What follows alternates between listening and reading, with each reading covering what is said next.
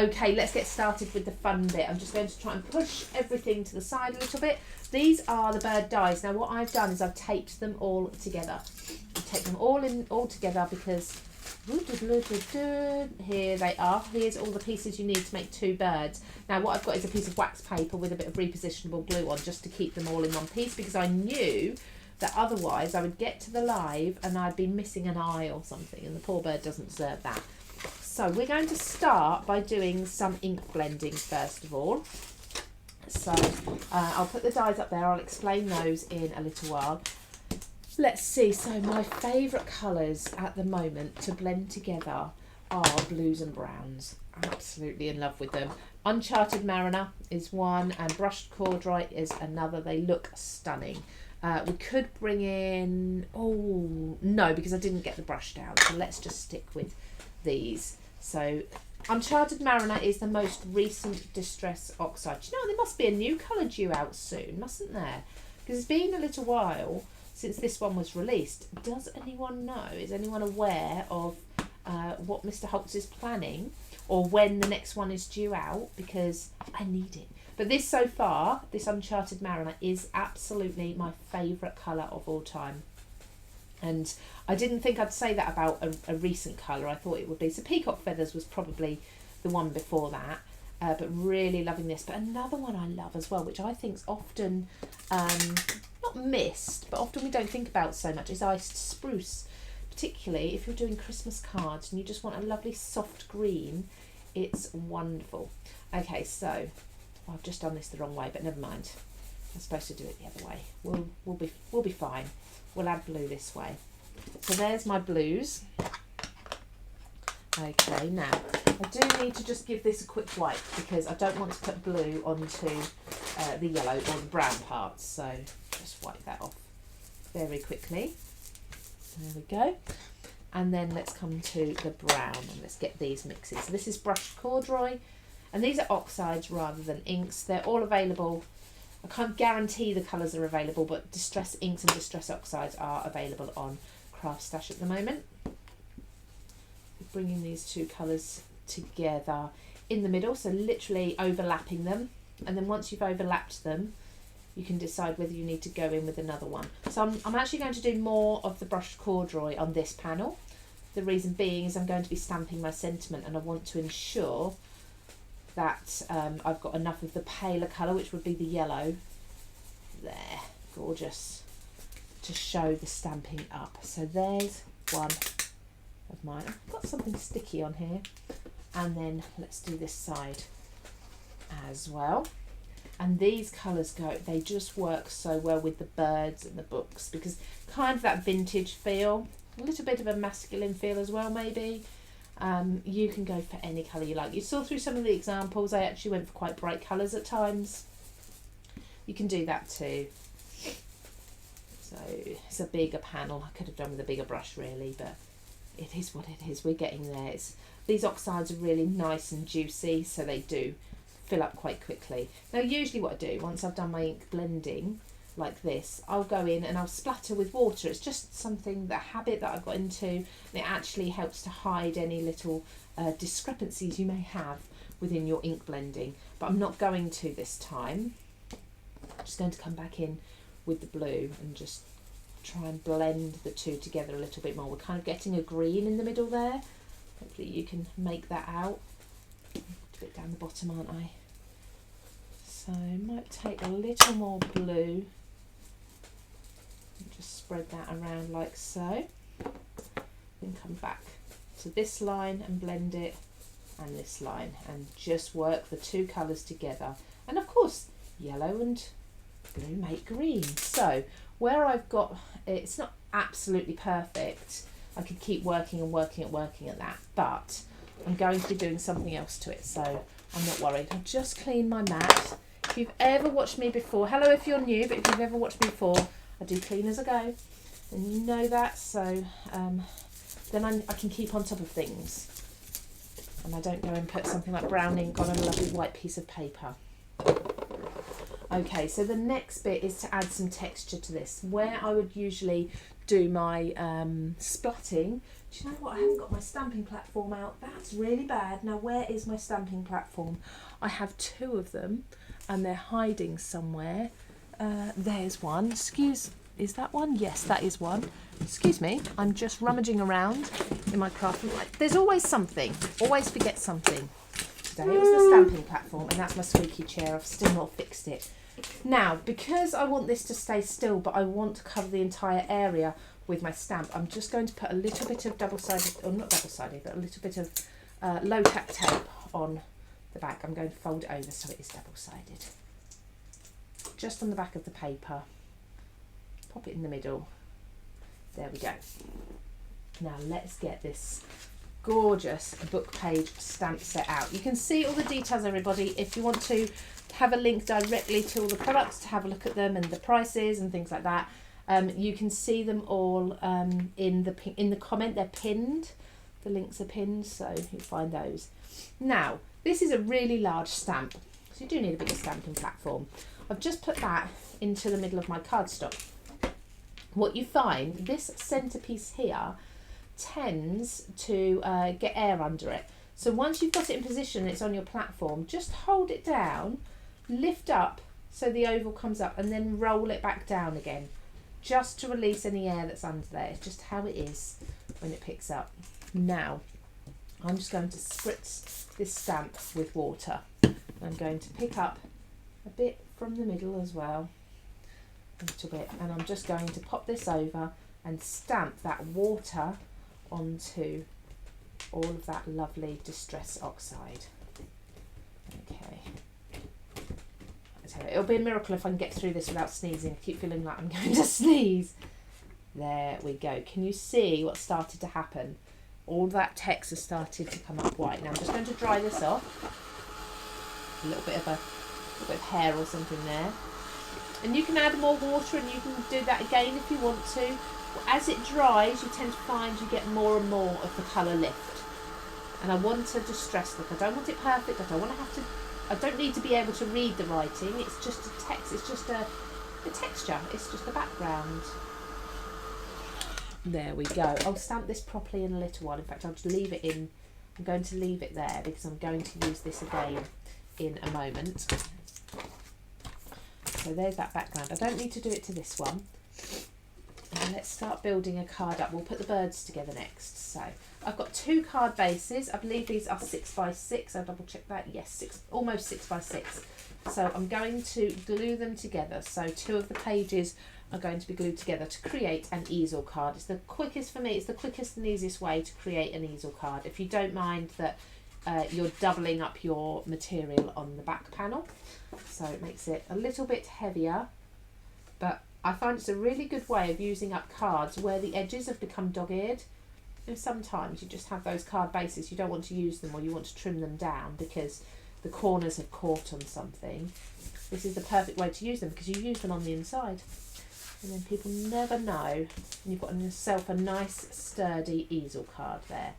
Okay, now I have cut myself, sorry, I should finish that sentence. I have cut myself a piece of black paper. Not I have cut myself, that's not what I meant at all. So a little bit of black that's ever so slightly larger than this square here. Hoping I've got that on the right way. Looks right to me. So a very slight black border on there. And then this can go onto the top or the front of the card. Just like so. There we go. So the initial square panel that I was inking was probably around about 5 inches square and then slightly larger for the back panel. Now I'm not going to put this one on just yet because I'm going to stamp my sentiment onto that in a moment, or once I've put these birds together to finish the card off. So I can put the black on there instead, leaving a similar sort of border. There we go. So I've got my base ready now. Okay, I just wanted to show you how I did the background for that, and this will sit on there as well. Okay, it doesn't matter too much that I did the inking the wrong way, does it? Now let's put together one of these, or two of these birds in fact. So what I've done is as I said, I taped all my dies together and I run this through lots and lots and lots of different colours at a time. In fact, I'm just going to show you my box. Here I've got, let's just take my ready-made birds out. I've got a few in there that I've already put together. I've got all the pieces. Now this has been tipped over by accident, but they were all sorted. So I've got wings in there, legs in there, eyes and beaks in there, the other wings in there, headdresses, chest pieces, full bodies in here, and so on and so forth, from all the different colours. So I can just sit, and that's an old crocodile box. So I can just sit and pick those out whenever I need to make one of these birds up. But I've got them all here. I've laid them out, like I say, wax paper with repositionable glue on. I'm going to start adding some texture to these. So let's bring this stamp back in. I'm going to put some of this brushed core dry, just to keep the colours similar, onto this stamp. I'm just going to turn over each of the bodies and the wings. There we go. So just adding a little bit to the light blue pieces. And I can put them back here for now, just so I know where they're going. There we go. Doesn't matter if it's only a little bit of text, if it didn't pick up quite as much as you hoped, it's fine, it doesn't matter. And one more piece here. Oops. There we go. Let's do a little bit more on there. Now for these dark blue ones, obviously this isn't going to show up. Now you can, if you've got the time and the patience, you can do that in white instead if you want to. I'm going to take a little bit of distress spray. Let's just bring this and do some spritz there. That doesn't matter. Let's pop this back, because then that can have a little bit of white spritz on as well. I tend to make sure that if I'm spritzing things or whatever it may be, that they've all got the same look, the similar look. Nothing gets left out. So let's just quickly dry these off. I'm going to take that away from this beak. It needs to be black, so I'm going to take the white off of that, or grey at least. And the rest of these can just dry. So you'll see the white on the darker blue. You won't see it as much on the pale blue. It gives it a little bit of texture. I just want to dry it so I don't smudge anything while I'm working and gluing them down. Let's take this plastic out now. There we go. I think they are just about dry enough. And before I go ahead and do anything else, I'm just going to ink around the edges. So let's do one little birdie first. So just inking with brown around the edge. You can do it as pale or as dark as you like. I find the darker you do it, the more kind of texture you get. So around the edge of all the pieces, except of course the tiny little fiddly, the eyes and the legs. You don't want to be really inking around those. That would take you a little while. So now that's the chest area. So this one goes, this bird. Right, okay, let's put the first one together. Tweezers are handy here, just so while you're holding and positioning things, I find. Now this one's super easy. So we've got the chest area here, so it's got a nice curve. It's actually upside down. It's got a nice curve to the chest, and then this shape fits perfectly on the edge of the bird there. So a little bit of glue. I can't see any comments. My phone's turned itself off, so I hope you're still all okay and with me. And I'm not just talking to myself. There's the chest. So the tail, you need to pop a little bit of glue on the front, so you can pop it underneath the bird's body there. I'm just going to grab my phone, make sure you're all still there and still okay. I don't know why it's decided to turn itself off. Yeah, you're still there, yay. Nikki, thank you. She loves this set. She says gorgeous. I'll keep that on. Now you've got the option with the wings. You can put them up if you want them jumping around or flying, or you can put them down. So completely up to you which way you do that one. So let's put this one down there. Let's give this little bird an eye. Do you know, once you put the eyes and the beak on, they come to life. Honestly, it's that bit that really makes these. So there's one. Then you have the black piece for the centre of the eye, and it's not just a little circle. I mean, these would be really fun with googly eyes on. It's not just a little circle. It's got a little crescent cut out of it. There's the beak. Just pop the beak on as well. That beak went a bit grey, didn't it? And the legs as well. So the legs, little dab of glue to the front and tuck them under the peaks that you've got for the legs there. And the same on this one. The back one, you put a little bit shorter to give it dimension. There we go. So there's our first little bird. Let's just do the same with the other one as well. Great idea. Oh, what's the great idea? Lisa Tan says her favourite birds are owls and a tawny owl. Interesting fact, owls don't twit-twoo. The female twits and the males twoo to call each other. I love that. They don't all twit or twoo. They do one or the other. That's quite funny. My mum's favourite bird is a barn owl, actually, and I was lucky enough to spot a barn owl, well, twice actually, in the same sort of area near where I live, so I think it's probably the same one. I was actually driving the other night and I slammed on the brakes. I was on a country road, there was no one else around me, but I slammed on the brakes and I said to my daughter, look up there, and there was this barn owl just beautifully sitting. It was like an electricity wire, telephone wire, sorry, something like that. It was just sitting there looking down on the road, and I'd seen it because my headlights had picked it up a little way. It caught my eye, and as I approached it I realised that's definitely what it was. We get a lot of bats and things like that, but I realised it was. And then when I was out running I did see an owl. This was early morning that I saw it that time, so it was probably just finishing up for the night. Let's get this one put together as well. So tweezers, exactly the same. I've just inked around the edges. So now this one I'm going to start with the what I call the eye patch. So this is the eye patch. It's kind of like an egg shape, and this sits around about here, around about where you want the beak to be in the middle, and then the headdress. And you can opt to use any of these pieces or leave pieces out. It's entirely up to you. Headdress just sits over the top there, and it fits to the shape of that die cut, as you can see. Oh, wrong way. I'm getting carried away. I do this every time. The tail, I always put the glue in the wrong place. The glue on the tail and the legs needs to go on the front of the piece. And then again, the wing. See, this wing is a slightly different shape. It's more curved than this one. This overlaps the eye patch as such. Sits on there. Let's do the legs. So there's one. Here's another one. I had really good fun designing these, actually, looking at all different bird characters and working out how I wanted these to look. I wanted them to be realistic but fun.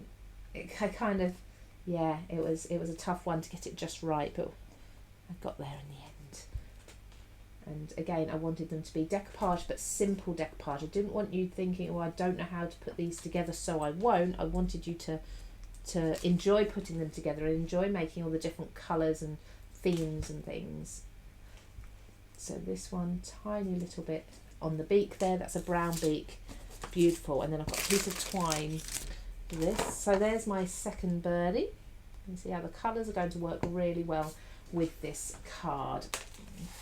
So I'm going to place a piece of twine across the card like so. Again, using my detail glue. So this is cut from that set that has the layered heart in. I'm just going to pop glue along the strings, but not on the knots, so not on the tails or the rabbit ears of the bow, because I want to be able to lift those up. And so this bird will probably be sitting something like this, a little bit on the feet, and just lift up the front of that bow and tuck him in there. I had you tucked in nicely a minute ago when I just tried you out.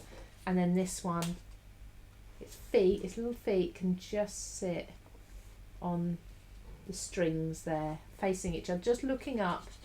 Really cute. looking up at the other, I was going to say rabbit because I just talked about rabbits.